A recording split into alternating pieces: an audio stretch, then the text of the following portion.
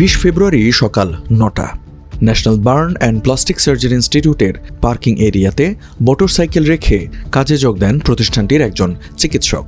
সন্ধ্যা 6টায় বের হওয়ার সময় নির্দিষ্ট স্থানে গিয়ে মিলল না সেই বাইকের দেখা। চাবি রয়েছে পকেটেই, তাহলে গাড়ি গেল কোথায়? আশেপাশে সন্ধানের পর নিশ্চিত হন মোটরসাইকেল চুরি হয়েছে। সিসিটিভি ক্যামেরার ফুটেজে ধরা পড়ে চুরির দৃশ্য। 19 তারিখ সকালবেলা 8টার সময় আমি হসপিটালে আসি।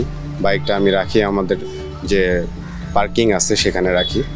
তো এরপরে আমার ডিউটি শেষ হওয়ার পরে আমরা 5টার দিকে আমি যখন বের হই তখন দেখি যে আমার বাইক আমার যেখানে পার্ক করছিলাম সেখানে নাই। তো এরপরে সিসিটিভি ফুটেজে গেলাম। সিসিটিভি ফুটেজটা দেখলাম যে 3টার দিকে একটা লোক আসছে, ইমার্জেন্সি গেট দিয়ে ঢুকলো, মাস্ক পরা ছিল, কালো।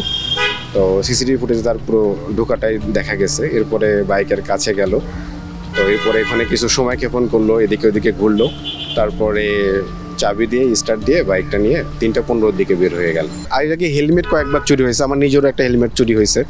এবং আমার যে বাইক চুরি হলো এখান থেকেও আমার বাইকের পাশে আরও অনেক বাইক পার্ক করা ছিল, সেখান থেকে হেলমেট চুরি হয়েছে। আর কিছুদিন আগে এখান থেকে একটা বাইসাইকেলও চুরি হয়েছে।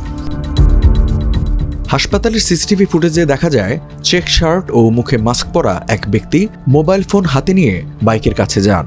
এরপর হেলমেট হাতে নিয়ে সিঁড়ির দিকে এগিয়ে ফোনে কথা বলেন।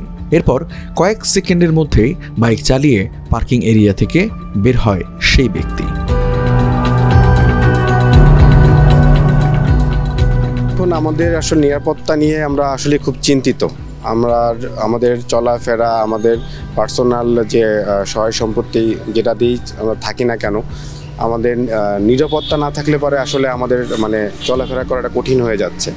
তো অবশ্যই সরকারের কাছে আমার নিবেদন থাকবে যে এই আইন শৃঙ্খলা যেন আরেকটু কঠিনতর করা হয়, মেইনটেইন করা হয়।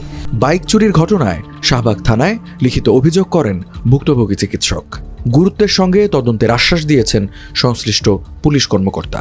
আমি 5-4 জন ফোর্স লাগাইছি, তাদের একটু আগেও একজন ফ্রেন্ড দেখাইলাম যে এই ভিডিওর এই ফুটেজের এই লোকটা আমার দরকার।